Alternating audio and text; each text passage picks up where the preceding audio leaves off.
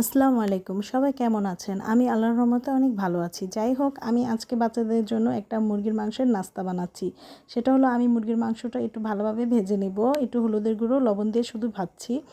আর এটা ভাজার পরে আমি এখানে সামান্য পরিমাণ তেল দিয়েছি। তেলের সাথে আমি বেশি করে রসুন আর কাঁচামরিচটা ভালোভাবে ভেজে নেব। এটার কোনো নাম নেই, এটার নাম দিয়েছে আমার হাজব্যান্ড, আমি সেটা বলছি আপনাদের কমেন্টে।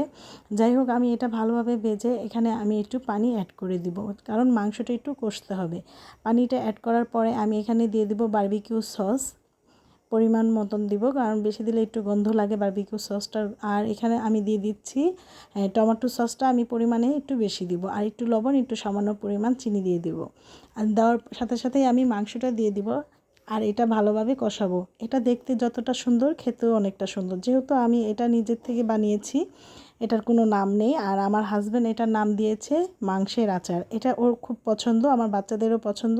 আর আমি এ পর্যন্ত যাদেরকে খাওয়াইছি তারা সবাই এটা খুব পছন্দ করেছে। দেখতে যেমন সুন্দর, খেতেও তেমন সুন্দর আর মজাদার। আপনারা সবাই বাসায় ট্রাই করে দেখবেন, আর কেমন হয়েছে আমাকে জানাবেন। সবাই ভালো থাকবেন। আল্লাহ হাফেজ।